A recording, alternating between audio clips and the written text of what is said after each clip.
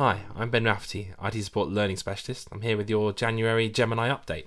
So there's a new feature called data tables in NotebookLM that I think will be really useful. I think of NotebookLM as a way of taking lots of things and combining them into one knowledge base that you can then use to ask questions of or create something else from.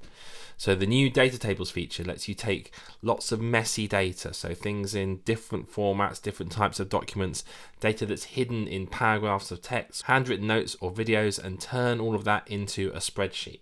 So let's have a look at how we can use it.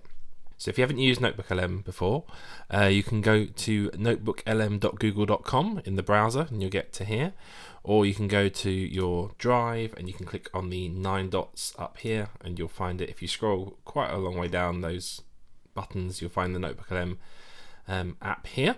So some things that I thought it might be useful for, if you have a lot of receipts or invoices, something like that, you could put them all into a notebook, and then you can ask for a table which will give you the date, what was purchased, the amount, things like that. All that data adds all of those maybe very different sorts of documents.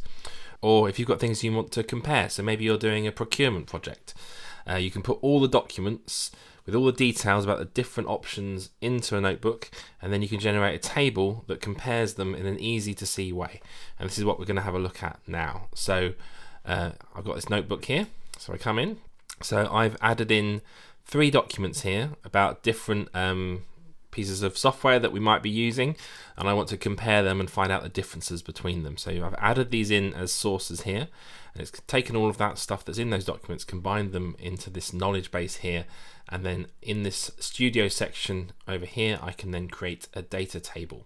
Okay, so by clicking this pencil here, I can then put in my prompt into here, telling it what I want to create. So I've put create a comparison table for software name, Google Workspace integrations, yes or no, data hosting locations, accessibility compliance, and annual costs. So I want it to look through all of those documents, find those things about each piece of software, and then create a table that I can compare them.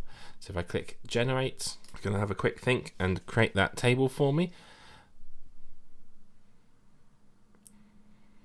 There we go, so now it's made it. So I can click on my table over here and it opens up in that side panel there, but if you want to make it a bit bigger, you can press that button there to expand it, and you can see here it's compared those 3 different bits of software. It's pulled out the information that I was looking for, and that can be really helpful. If you then want to do more with that information, you can then come and export that to sheets. So I press that button here, it will create a spreadsheet for me, and I can then, here we go. I've got then that data in a spreadsheet, and I can manipulate it more if I want to, or I can share it with other people. So really useful. So I have put in 3 sources into this notebook, but remember from NotebookLM you can put in up to 300 sources. So these could be documents, PDFs, spreadsheets, videos, photos, websites, any of those things, and it can take those and combine them all. It can be a good way of bringing all those different sorts of formats together. If you have tasks in your team where there is data entry, so you're typing things into a spreadsheet from some sort of other source, this can do that for you. If you've got lots of paper forms as part of a process, it can read handwriting, so you could scan all of those forms in, take those PDFs that it generates when you scan them in, put them into NotebookLM, and then you can ask for a spreadsheet that pulls out the names and addresses and whatever else you need from that form. So remember, it's the prompt here, when you click that pencil, this is prompt that you put in this box, which creates the spreadsheet that you're creating. So you want to put in there exactly what you need. So if you know what columns you need, things like that, you can put those in there. So something that I thought might be a good idea is if you're doing a process like that where you've got a form, if you take a completed form, you can come to Gemini, add that document in to your prompt here, and then you can ask Gemini something like, create me a prompt to use in the data table section of NotebookLM, which will create the columns that I need to capture the data on this form. And then it will look at that form, figure out what columns it thinks make sense, give you that prompt, and then you can come and paste that prompt into this box here, and you can create your spreadsheet. Obviously, if you get your prompt back from Gemini and you need to change some of the columns, you can change it there before you put it into NotebookLM, and then you can create the columns and the spreadsheets that you want to create.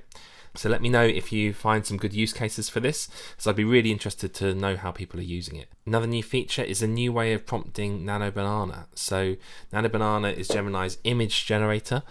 I've asked it to create a photo of someone riding a bike for me, so it's created this photo here.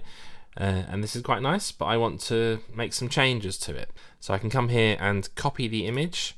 Then if I paste it back into the prompting box here, it puts it in like this, and then I can then click on it again, and I get these new controls here.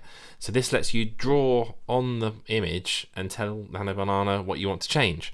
So let's try circling her coat here, and I can then put the text next to it, say make the coat red, and I'm gonna then draw an arrow down to the road and type on here and write tarmac, and let's see how that goes. You don't have to write onto the photo if you don't want to. You can just circle things, and then you can reference those things in your prompt. So you could circle something in green and say change the thing in green to be something else, that sort of thing. But once you've done it, I can then send that off to Gemini, and it'll have a quick think. And here we go, it's created this image for me, and it's made the coat red, and it's made the road tarmac. So you can see how that's really helpful. It can be quite difficult sometimes if you're trying to explain with text what you want to happen in an image. It's much easier to be able to draw on that image and to circle things, write things on there in the right place. So try that out. Another new feature is in Google Vids, and that's the AI video software that we have in Google. Again, if you want to go to Google Vids, you can come to it from the 9 dots up here, and you can get to Google Vids there. So we have some more options when creating our videos now. So you can create landscape videos, portrait videos, or square videos if you want to. So that's more useful for putting things on social media if you want to do that. And when we're creating our videos now, we have some more options on generating that video. So when you come to create your video up here, a while ago you had to describe just with text what you wanted in your video. Then about a month or so ago, we could use images to start creating our videos. So you can give it an image and then it will generate a video from that image. Now we can add ingredients. So that really means up to 3 images and some text to create your video that you're trying to make. So that gives you a lot more control over what you're doing. So if you think about all the things we can do in Nano Banana with that image generation now, if you create, say, the start of the first frame of your video and the last frame of your video, and then you describe what happens in between those two in text, then you've got a lot more control over creating that video that you want to create. Or you can use it to add more different elements into that video. So I created a video here. I took the photograph of the person on the bike that we've edited with the red coat on the tarmac. I took the Sutton Council logo and a photo of myself, and I've put them together into this video here.